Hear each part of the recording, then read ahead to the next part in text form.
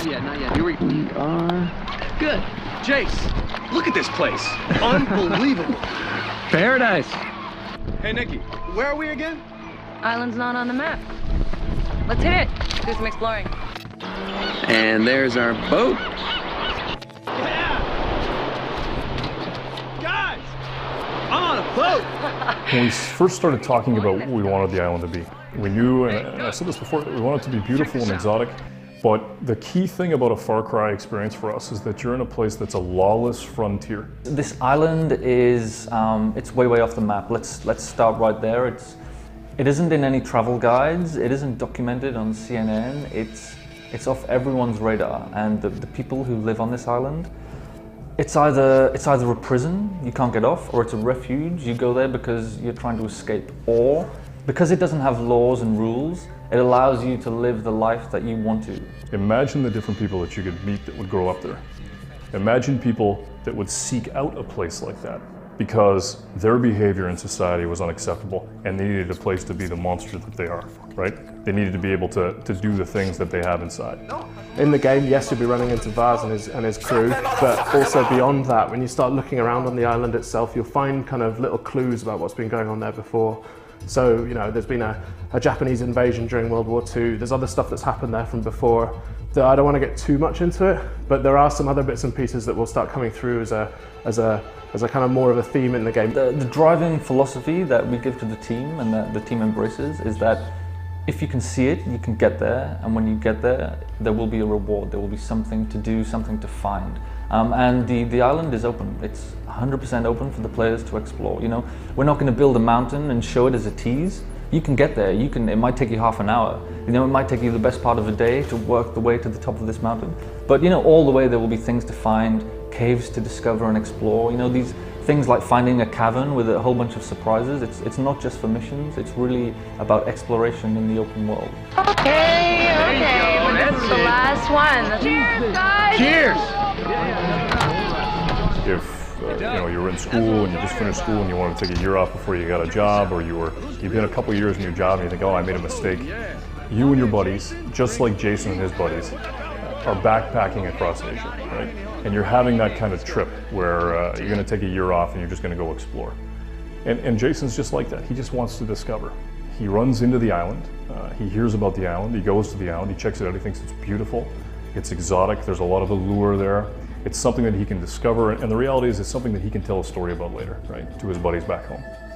And the problem is that he gets there, and it's got its own story, and it's got its own agenda, and he walks into a situation that he doesn't have any control over. In this kind of, there's almost a paradigm in FPS that you're a slick military dude following other slick military dudes through corridors of set pieces and scripted events. And you know, there's this almost this effortless kind of Hollywood superhero kind of vibe, but Jason isn't about that. He's a regular guy, and the experiences that he has and the way you experience them as the player, it's something a little bit different. It's something fresh that we're bringing for Far Cry 3. For us, we wanted to have a credible experience. We wanted people to be able to relate. You pick up the controller and you can relate to this guy. The very first time that he wields a weapon, he's not an expert at it. You know, he goes to cut somebody's throat, and the first time that he does it, he's probably going to mess it up a little. For us, it was about making an intimate experience. There's no global agenda. There's no larger issues going on. You're not trying to save the world.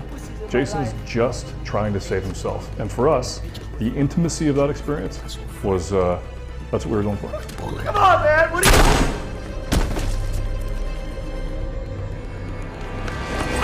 Because of the nature of the island, the nature of the insanity within the game, it kind of basically means that there's no holds barred, that there's anything goes.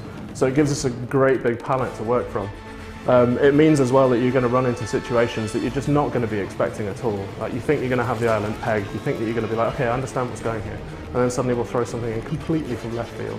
Like, be it you know, you finding a downed plane with guys in there that are kind of like, you know, I don't know, sort of traveling salesman or something like that, right the way through to, you know, some really pretty graphic and horrific moments. And there's everything in between. I think it boils down to what we talked to the actors about. We were absolutely convinced we knew what we wanted. You know, we had Voss figured out, we had the doctor figured out, we had everything nailed down. And then we went into the performance capture sessions.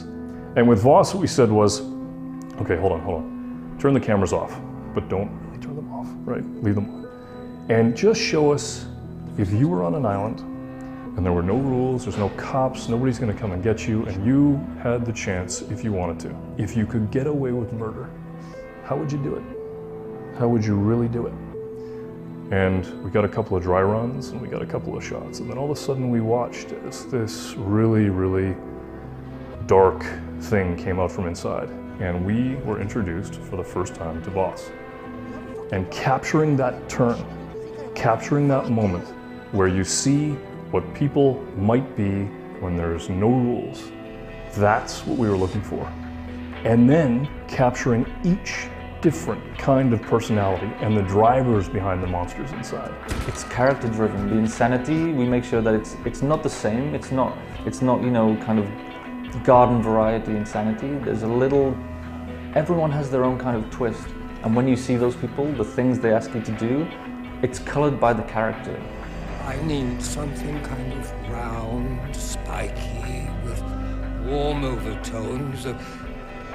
If you're out and about, you could set me up with a couple of cave mushrooms. That's a real challenge for us from a gameplay perspective, because we need to make sure that while we want to have this kind of learning, this kind of, you know, you turning from somebody very naive into somebody who's, you know, who's in charge of himself and his world, we need to make sure that the gameplay remains fun throughout that whole time as well.